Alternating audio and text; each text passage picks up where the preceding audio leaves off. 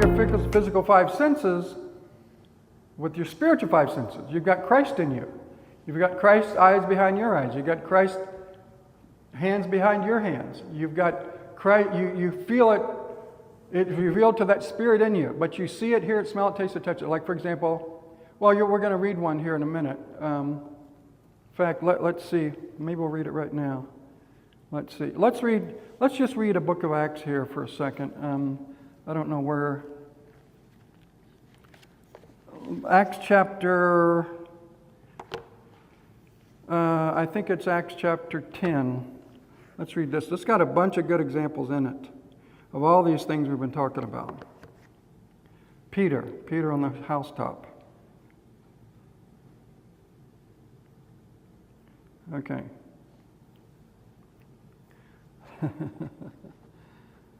Okay, now, there was a certain, Acts chapter 10, verse 1. There was a certain man in Caesarea called Cornelius, a centurion of the band called the Italian band, a devout man, and one that feared God with all his house, which gave much alms to the people and prayed to God always. This man was what they called a God-fearer. And you see that term several times in the book of Acts. One that feared God, he was a God-fearer. In other words, he worshiped the God of Israel, he worshiped the God of the Jews, but he never converted. He's not a proselyte. He didn't become part of the Jewish faith. But he still worships the true God. So you wonder why he didn't convert, because they had proselytes that could become Jews. It was Gentiles, they could get into the fold, but he didn't. Maybe he didn't want to get circumcised. I don't know, but you wonder. But one that feared God, he saw in a vision evidently, and he says praise to God always, gave much alms to the people. That's pretty cool. He saw in a vision evidently about the 9th hour of the day an angel of the God coming into him and saying unto him, Cornelius. And he looked on him, he was afraid and said, Who is it, Lord? What is that? What is it, Lord? And he said to him, Thy prayers and thine alms are come up for a memorial before God. Wouldn't that be great? I want my prayers and almsgiving to be a memorial. Wouldn't that be great? That's a good group to be in. And now send men to Joppa and call for one Simon whose surname is Peter, and he'll tell you what to do. Okay, he sent 3 men to Joppa, verse 9. On the morrow, as they went on their journey and drew nigh unto the city, Peter went up upon the housetop to pray about the 6th hour. The 6th hour would be about noon, and that's about lunchtime, right? Noon's lunchtime. Hour of prayer is also lunchtime. And they would go up on the housetop. I think they must have been flat roofs. That's where they go up to pray or whatever. And he became very hungry and would have eaten. Good old Peter. But while they made ready, they're getting the lunch ready, he fell into a trance or a vision, and saw heaven opened and a certain vessel descending up unto him, as it had been a great sheet knit at the 4 corners and let down to the earth. So what was it? It was revelation, word of knowledge. He saw something, didn't he? He saw it. Not with his physical eyes necessarily, but he could see it. It was right there in front of him. He saw it with his spiritual eyes. A vision. Wherein were all manner of 4-footed beasts of the earth and wild beasts, creeping things, fowls of the air. And there came a voice to him, Rise, Peter, kill and eat. But Peter said, Not so, Lord, for I have never eaten anything that is common or unclean. I love that verse. Not so, Lord. Is he Lord or not? Not so, Lord. I'm not going to do that, Lord. So, okay, well, quit calling me Lord then. He was human. I love Peter because he was so human. I'm telling you, if you read through especially the Gospels, I think the person that made the most mistakes was Peter. And yet, in the book of Acts, well, here he is here, but in the book of Acts earlier, walking down the street, his shadow touched people, they get healed. That's Peter. Don't worry about making mistakes. Get out there and do something, right or wrong. In fact, I used to tell classes sometimes, you got assignment today when we go out, make 3 mistakes. Do 3 things wrong. You're going to learn something. Don't worry about being right or wrong. Just do something, you know. Give it your best shot. That's all you got to do. That's all you can do anyway. And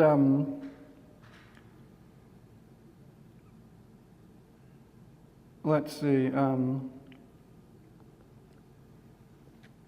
This was done thrice, verse 16, and the vessel was received. See it in verse, let's see, it says, and there came a voice to him, verse 13, rise, Peter, kill and eat. Now you heard that, didn't he? You saw the vision, revelation. You heard a voice, that's revelation. Seeing, hearing, you've got smelling, tasting, and touching too. But now, and this was done thrice, 3 times, and the vessel was received up again to heaven. Now, while Peter doubted himself what this vision which he had seen should mean, he's sitting there thinking, wonder what that means. Now that, that brings up a point, like I'll bring it right now. Sometimes God may show you a vision like, I don't know what that means. You know what you do? You can ask Him. Ask God. Sometimes in fact, if I think of it, I'm going to tell you the one that I did that, and He told me exactly what it was all about. I didn't understand it at first. So, he's sitting up there, I don't know, wonder what the heck that meant. While Peter thought on the vision, verse 19, the Spirit said unto him, behold, 3 men seek thee. There he's hearing it again, right? Arise therefore, and get thee down, and go with them, doubting nothing, for I have sent them. Like when he says, behold, 3 men seek thee, that's word of knowledge. He's telling them what's going on. Look, there's 3 guys out front, they're looking for you. He's informing them of the situation, God is. Then he says, now therefore get thee down and go with them, doubting nothing, for I have sent them. So there's the word of wisdom. What do you do about it? I mean, because there's three Gentiles at the front door. He could say, turn them away. We don't fellowship with Gentiles. Get rid of them. He could say, invite them in for lunch. He could, who knows what you're supposed to do, You could do a lot of things. But you wouldn't really think of hanging out with them, not if you were Peter in a Jewish background. They just didn't. They just didn't. And God has to work him over really good to get him to do it, which He is. So,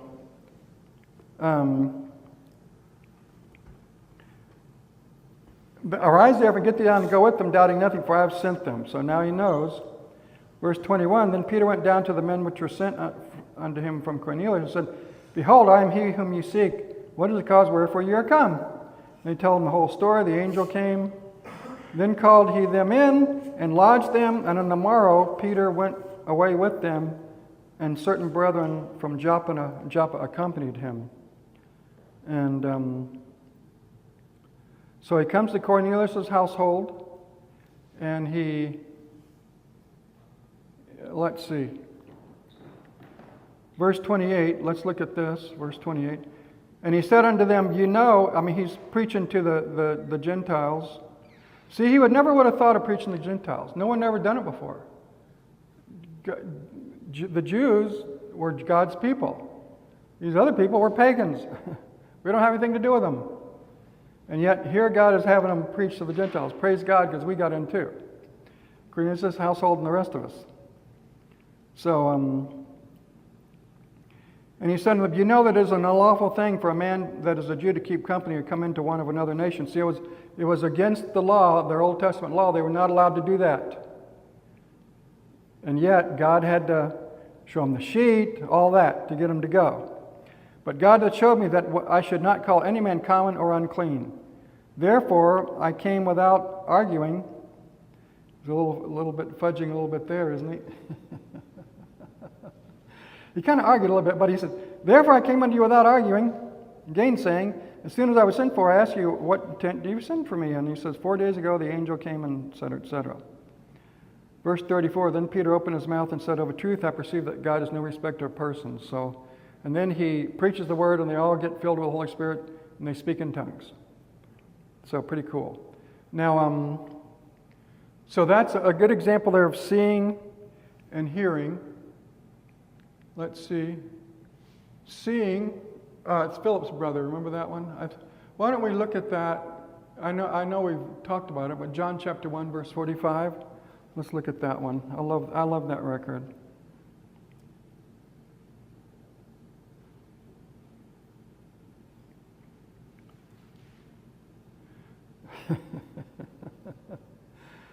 John chapter 1, verse 45. Philip finds Nathanael and says unto him, We have found him of whom Moses in the law and the prophets did write, Jesus of Nazareth, the son of Joseph. Nathanael said unto him, you don't see that in the text, but you kind of, it's like, you know. Can any good thing come out of Nazareth? Then Philip said, well, come and see. Jesus saw Nathanael coming to him, saith of him, Behold, an Israelite indeed, in whom is no guile or bitterness, deceit. Nathanael said to him, Whence knowest thou me? You don't know me. Who are you talking about? Jesus answered and said unto him, Behold, before that Philip called you, when you were under the fig tree, I saw you. Nathanael answered and said unto him, Rabbi, thou art the Son of God, thou art the King of Israel. I'm telling you, see how powerful that word of knowledge is? That is powerful. That's a good witnessing tool right there. Let's learn to do that. And you can learn it, I can learn it, and I'm on the way. But and a lot of times when I'm at different places or with somebody, you can ask, okay, God, what does that person need? That's the way I do it. I mean, you might do it a different way or whatever. Okay, God, what does that person need? And you'll have an idea or a thought come to your mind, and then, like I say, I don't go, thus saith the Lord, you're supposed to do so-and-so.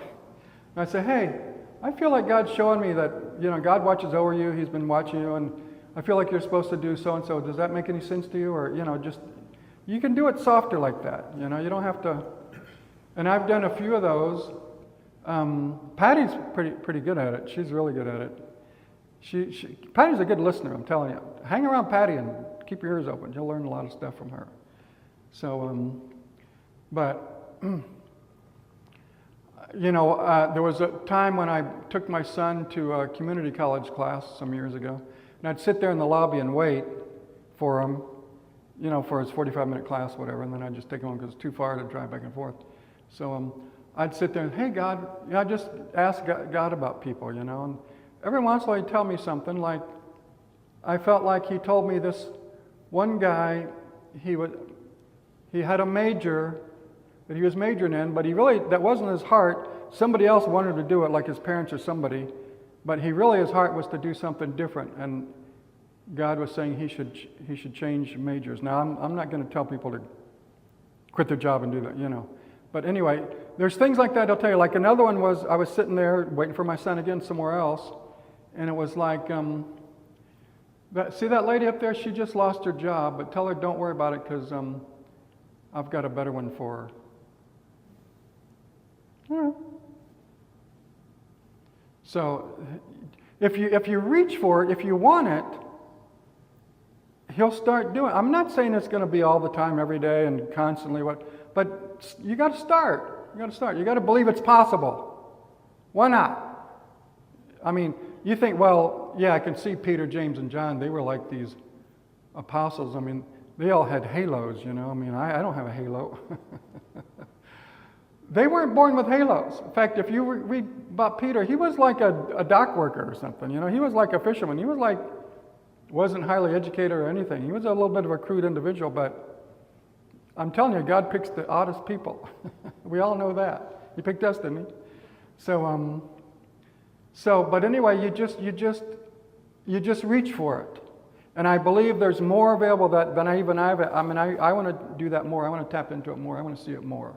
Because I know it's there, I know it's available, and I know it can be a powerful, powerful tool as far as winning people to the Lord, winning them to the Word, whatever.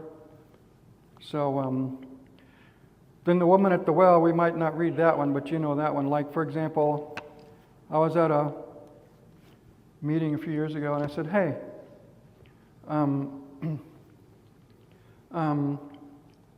can God tell you how many times a person's been divorced and who they're living with? Will he tell you something like that?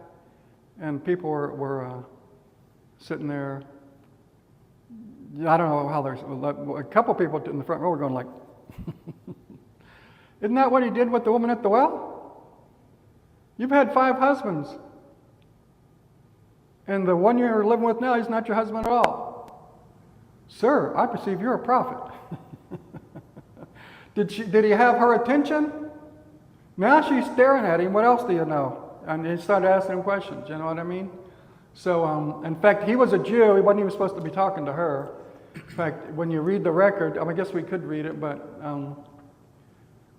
the disciples were gone to get something to eat. I think he sent them away on purpose because they probably would have objected to him talking to the Samaritan woman, which he didn't have any dealings with. And even she said that.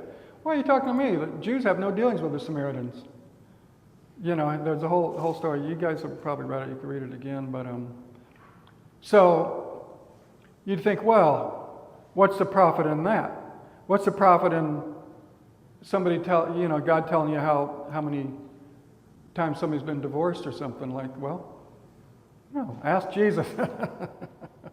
In fact, it says, I think he stayed there, I think it was 2 or 3 days teaching.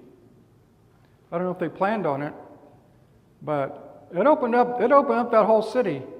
All of them were sitting at his feet listening to the Word of God because of that word of knowledge, you know. And it's really, really powerful, and I want to do it more and more, and we can do it more and more. So let's keep going.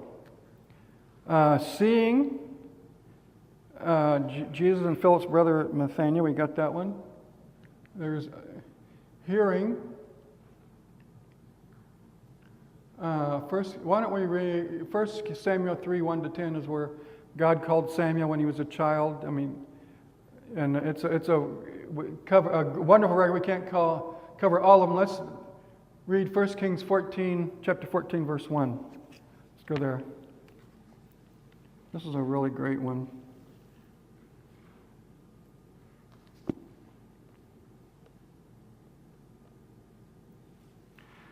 You know,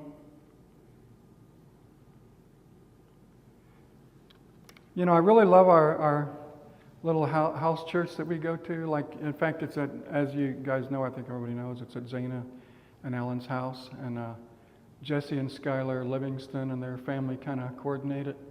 And I'm telling you, that Jesse is leans towards more the worship service or the worship music. She's a musician, and so is her husband. They really excel at that. And she also more and more lately she's teaching scriptures a little more. She's doing what she always did, but she's doing a little bit more and more.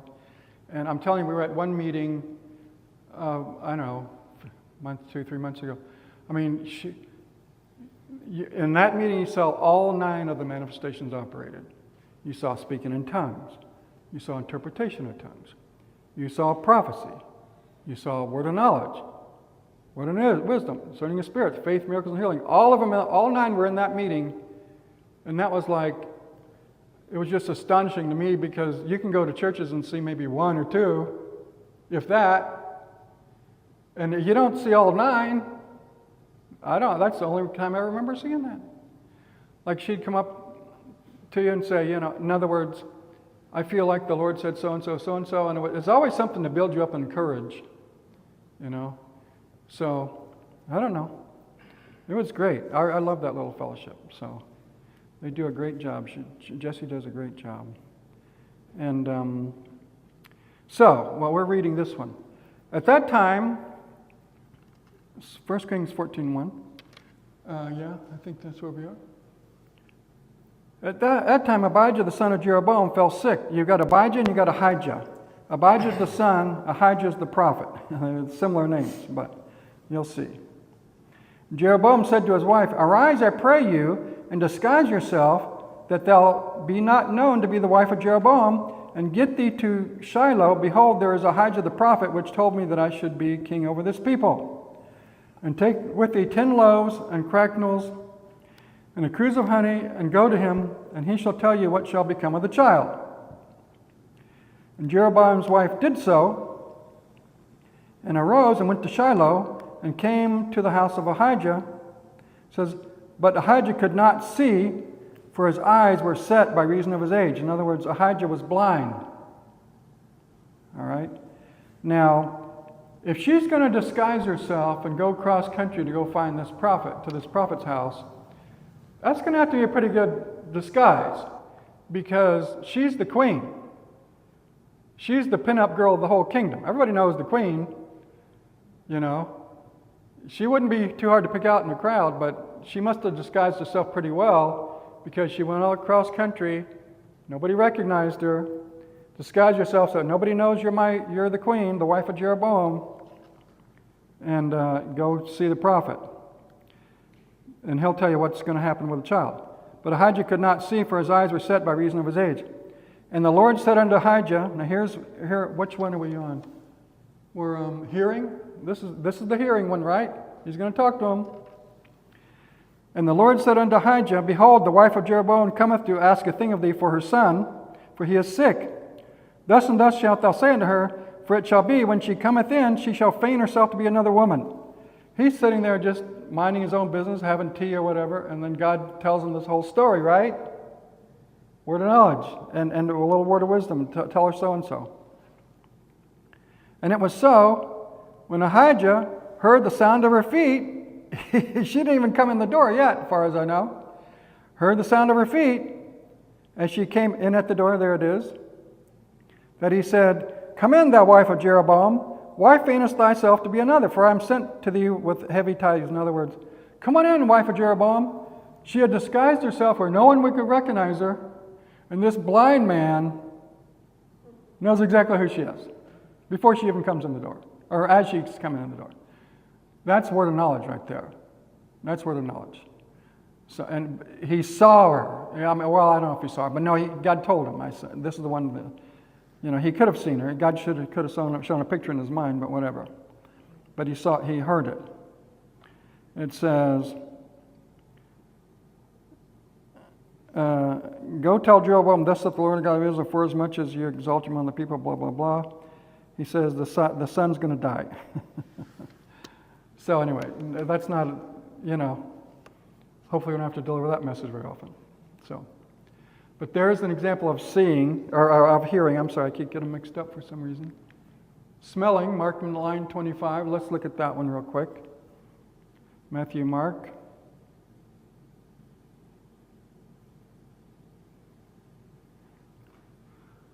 Okay. When Jesus saw that the people came running together, he rebuked the foul spirit, saying unto him, thou dumb and deaf spirit, I charge thee, come out of him and enter no more into him. It says he rebuked the foul spirit, means it smelled terrible. It was a foul spirit that smelled terrible. And God can at times show you, you could smell an evil spirit. Like I've never smelled an evil spirit, but could happen. In fact, Patty has. She smelled an evil spirit once. She said, if you smell one, you'll never want to smell another one because they smell terrible. Ask her about it. But that could happen. You could smell something, or maybe not just an evil spirit, but anyway, he could communicate something to you that way. Let's see, tasting. Job 6:30 says, cannot my tongue discern perverse things, he says. And then 2 Kings 4:38-41, oh man of God, there's death in the pot. They said, but you could taste it. In other words, if you taste something, God, you could taste it and it could taste poisonous. And once that's revelation, then the poison taste may go away. But God can communicate something with you if that's the way he wants to do it. All right? And what else? Touching, Mark 5:30. Let's try that one. Mark chapter 5. We're not too far away from here. Let's see.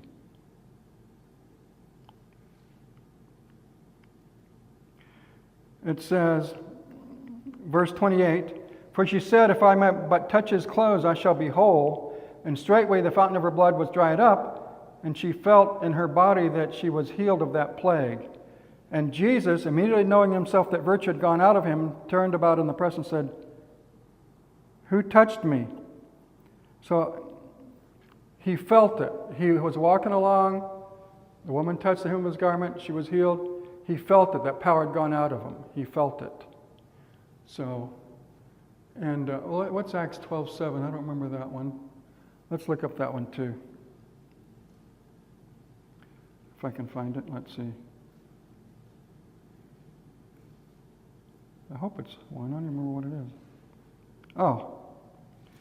And behold, the angel of the Lord came upon him, and a light shined in the prison, and he smote Peter on the side, and raised him up, saying, "Arise up quickly," and his chains fell off from his hands. So in other words, the angel smote him, just smacked him, like, he felt it. He felt the revelation from the angel. He felt it. So you can feel something. In fact, somebody said once, like sometimes, some ministers work this way. I know Randy Clark is quite like this.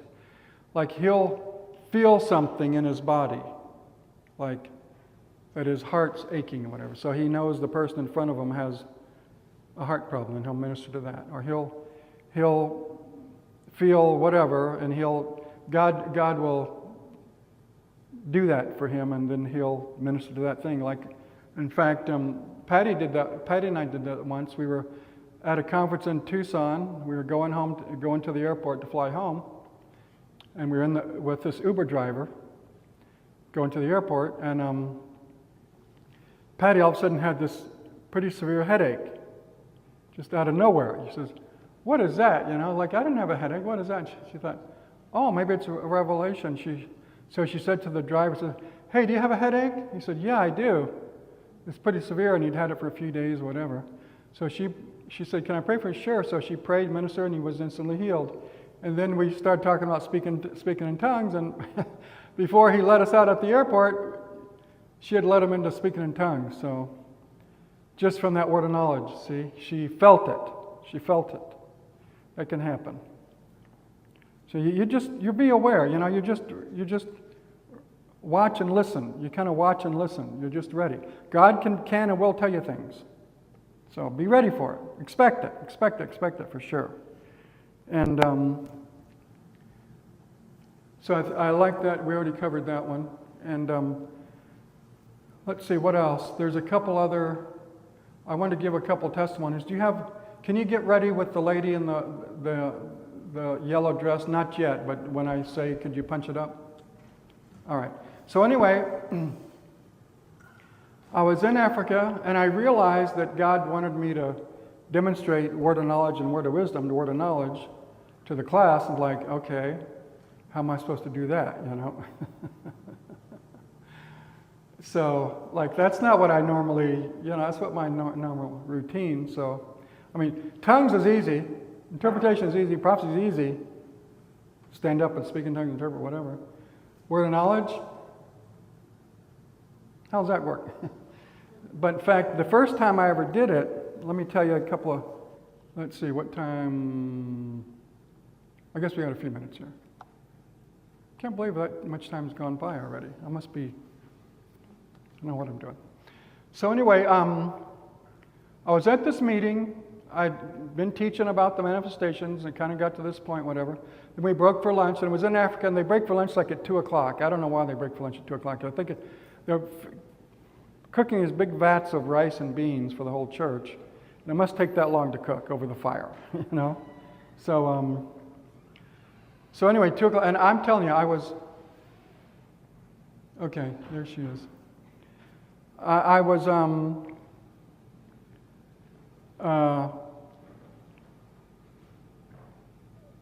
anyway, let me just skip to this one. I was there before the class started. In fact, in the morning, I said, "Hey God, I know we're going to do word of knowledge today. Can you give me a word of knowledge that I can release during the class to give a demonstration of how this works?" Why not? We can demonstrate all the other ones. Why not this one? Because he'd already told me to do it before. So I'm sitting there. I ask him, and I'm kind of listening, and he shows me this picture of yellow. And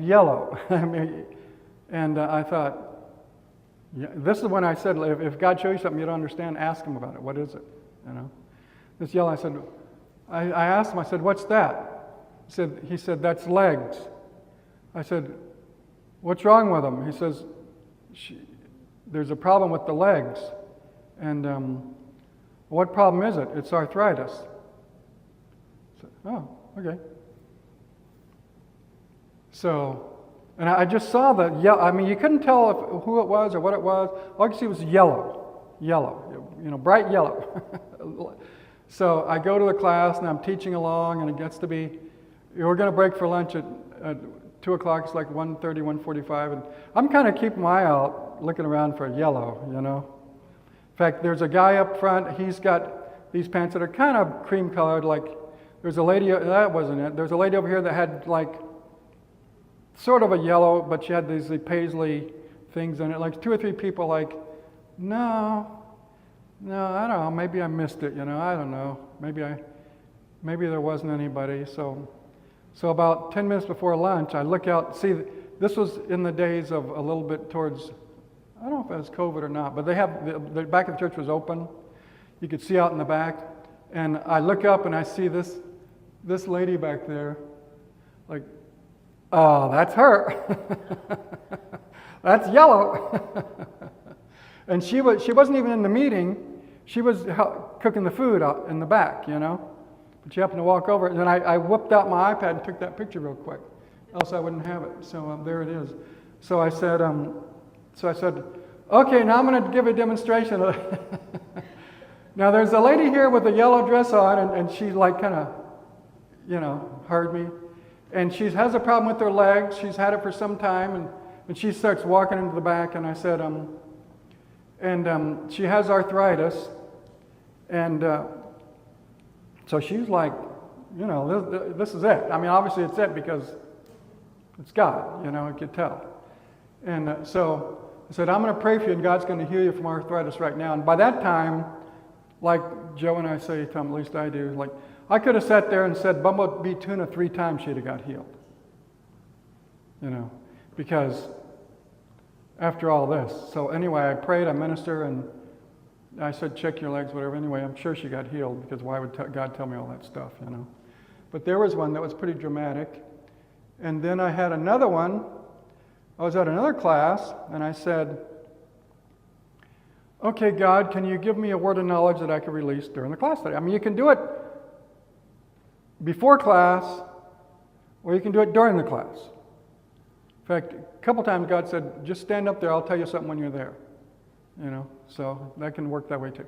But this one I said, okay, God, give me a word of knowledge, asking him, not demanding, but asking, God, can you give me a word of knowledge that I can release during the class so I can give a demonstration? So he said, he gave me a picture of this pastor that I'd seen like the day before, young pastor, dramatic appearance. He said, he has an uncle that left. He just left. They don't know where he is. He's gone. But you need to tell him that he's safe, that he got on the bus and left. He's safe.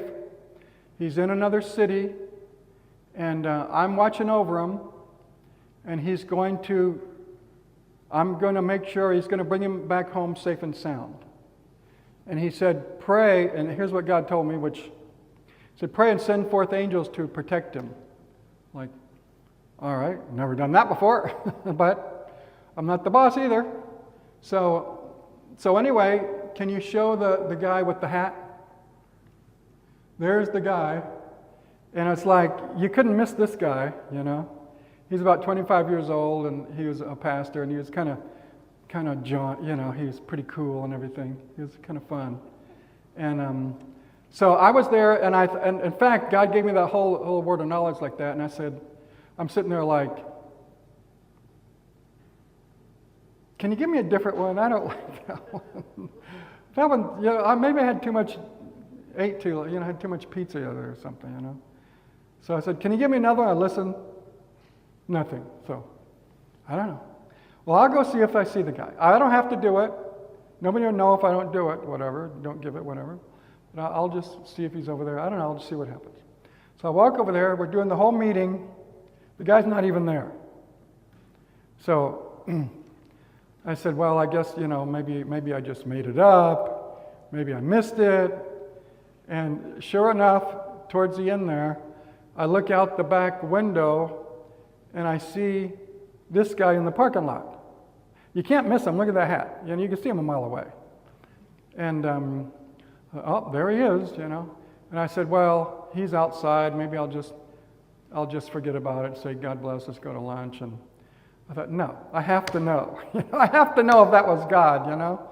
So I wasn't going to let this go. I said, and so I called him in. I said, can you come in? And he came in. He was kind of in the back a little bit. And I think he sat in the back, sort of towards the back. I said, you have an uncle, don't you? He said, yeah. I said, your uncle just disappeared. He just left. He said, yeah. And he just left. You don't know where he is. And he starts raising his hands like this, like, yeah, you know, in other words, this is resonating, you know. And I said, he just left. And he said, I said, God says that he went somewhere. He's safe. God's watching over him. He's going to bring him back safe and sound. And we're supposed to pray. He's not. That's another thing. God said he's not going to come back right away. It's going to be a little while. But he's going to come back. He's going to be safe and sound. And we're supposed to pray to send forth angels to protect him. So that's what I did. I prayed and sent forth angels to protect him. I don't know. What would you do if God told you that? That's what I did. So anyway, he was just like, I don't know, by that time I think he was kind of tearing up or something, you know. But you could tell it was right on, it was dead on. In fact, the odd thing was, I might tell more, he has something to do with the discerning of spirits too, but I'll tell that later, another story. But we were staying at this bishop's house, and he had like space for like 10 people to stay there, for whatever reason, I don't know. But I was there, a couple of my team members, and this guy was there. So we were sitting there and talking to him. I asked him about it, and he said, yeah. He said his uncle just left, and I got the impression that some kind of catastrophe happened in the house. I don't know what it was, but some kind of catastrophe that happened in the house just freaked him out. And he just got on a bus and left, and I think he went to Tanzania, I think it was. And just like, you know, just freaked out and left. And but that's what the guy said, and he said, yeah, that's exactly what happened. And I said, well, you know, I had told him that God's going to bring him back safe and sound. Now imagine what a comfort that would be. They don't know where the guy is. They got no idea. And yet God said I forget if he told me he got on the bus, but I know he got on the bus and he went somewhere and God's going to bring him back. That was comforting right there. That's something that guy needed to hear, you know. That was a blessing to that guy. And that's the kind of thing we like to do. And then, in fact, he said that, and then 4 or 5 months later, I got messages from 2 or 3 people, my team members. Yeah, he came back. He's fine, just like you said, which wasn't a surprise, but it was good to hear, you know. So that could happen. So let me give you a little demonstration today, all right? I'm going to give a demonstration with this group. Been asking God. Sticking my neck out here. All right, I feel like there's somebody here that's struggling, that's been concerned or a little bit worried or a little bit anxious about some child. Like, I don't know if it's 5 or 6 years old, or I don't know how old it is, but so, you know, you're just kind of a little bit worried or concerned about a child. Does that ring a bell with anybody? Nobody? You? Okay, so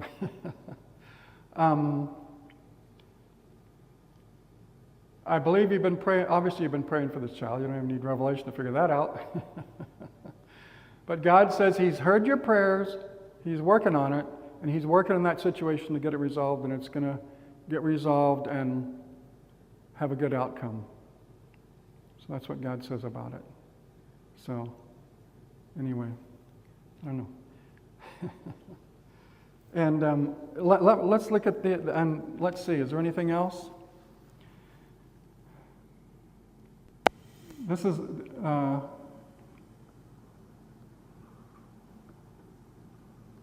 don't know, that's what I got, so anyway. I could say something positive about everybody, you know, like, in fact, you can say, like, you can walk up to me and say, you know, God's watching over you. He's got His eye on you. He's taking care of your life, you know. That's true with everybody. And everybody needs to hear that.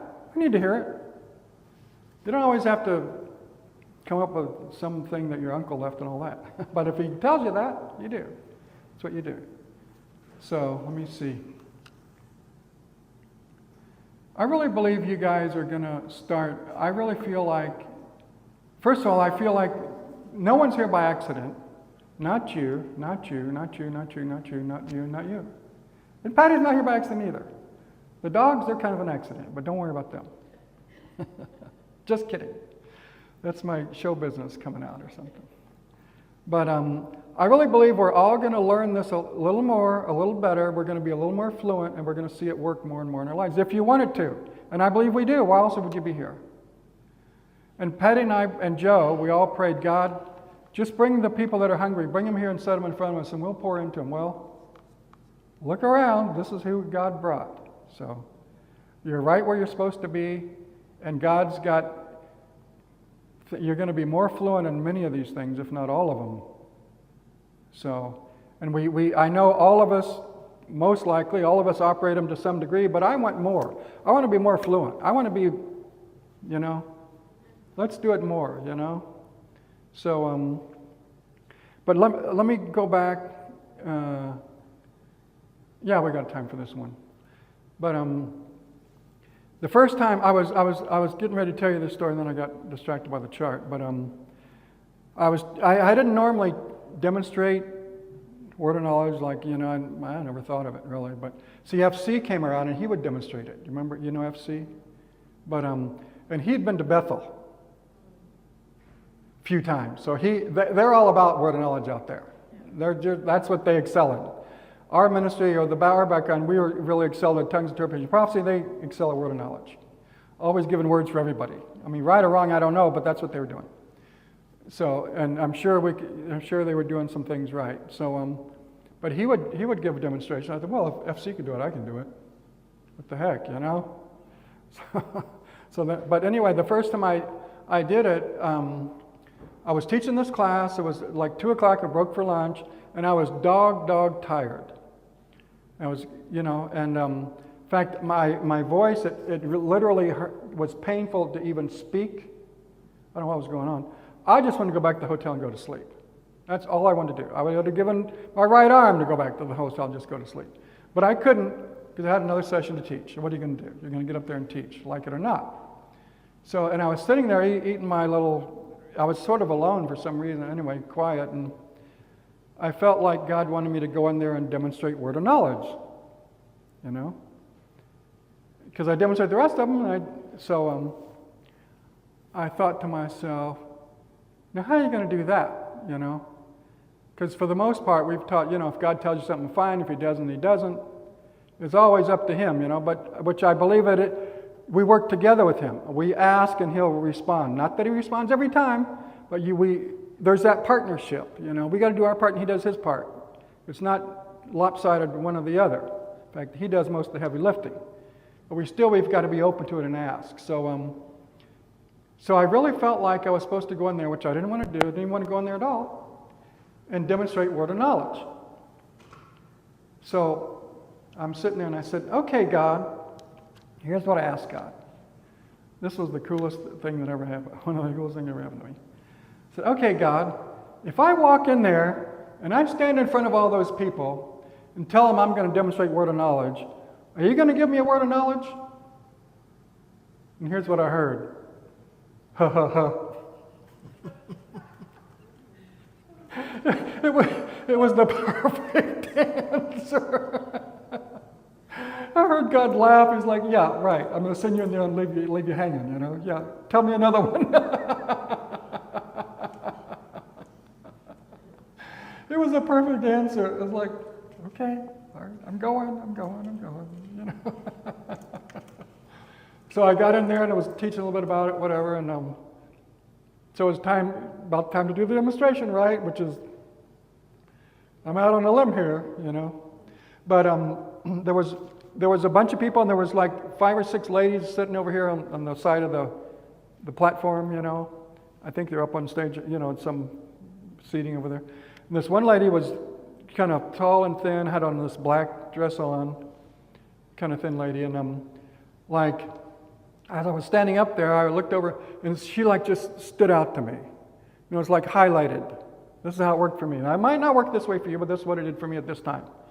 But like, have you ever seen on the news, sometimes they'll have somebody coming out, walking out from the courthouse, and they're ushering them out, and the news saying, here it is, this is the guy that did it, and you see the film, but like he's clear, and everybody else is faded, you know what I mean, on the video, and usually he's walking in slow motion.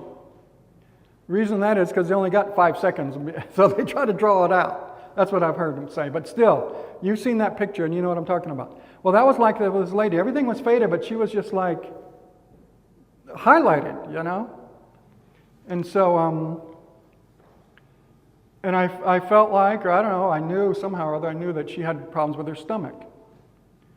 So there you go, you know? So now I'm going to give an illustration. Like, you over there in the black dress, do you have problems with your stomach? And she's like, it caught her off guard, you know. Said, no, do you have an issue with your stomach? And she says, sure, yeah, you've had it for quite some time, haven't you? Yeah. And I said, well, God's going to heal your stomach, and I'll come back to you in a few minutes. So then I went on and was teaching healing. Then I had her come up.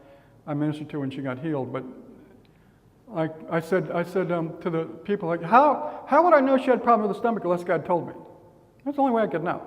And He'll do the same for you.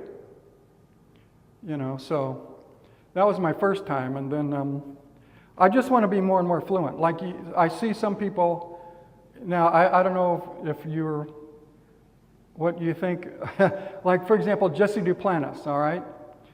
I've gone to one of his conferences and you see him on TV. He'll teach, and then at the end, he'll do like 10 words of knowledge. He'll call out these different things, like there's somebody here that had such situation happen to him and such. And he gets, every one of them he just nails exactly. And he could be operating more in the prophet's ministry. I think he's probably a prophet also among everything else. But I don't know if you like him or not. I have got no problem with him. In fact, I want to be fluent like that more and more. And I'm going to be. I am. So then another time, I guess we're going to stop here pretty quick. But let's see, another time, I was at this meeting and there was a guy there that was teaching about word of knowledge, word of wisdom, and he was really, a conference, I think it was in Orlando, and he was really fluent at it, you know. He was really fluent at it. And he was had been in, the Bethel crowd or whatever. So, or been with them or whatever. So, so afterwards, we had some practice sessions, this and that. Oh, that's right, I almost forgot about the practice session, didn't I? So, how did I do that? So, so afterwards I thought to myself, for the 2 or 3 days I kept thinking like, I just want to be more fluent at hearing God. I want to be better at listening to God. I want to hear God better. I want to hear God better, I just want to hear God better. And then finally God said, you hear me good enough, now just get out there and function. And I started thinking about it. What am I saying? Like, I'm going around all day long saying, I don't hear God good enough, What kind of thing is that to say? So then I changed my confession. So I started saying this. I hear God clearly. I hear God's voice clearly and I respond quickly. I hear God's voice clearly and I respond quickly. I hear God's voice clearly. I said that 100,000 times, and that's who I am because of my confession. So I want everybody to say that right now together. You ready? Out loud. You ready? Say, I hear God's voice clearly and I respond quickly. Now, when you say that, it could feel, that felt a little on the hollow side, but you keep saying that 1,000 times, and that's going to be who you are, I'm telling you. It's not going to sound hollow. That's what you're going to start experiencing. And God's got no problem with it, So let's take a 10, 15-minute break, and we'll see what happens after the break. All right? Good deal.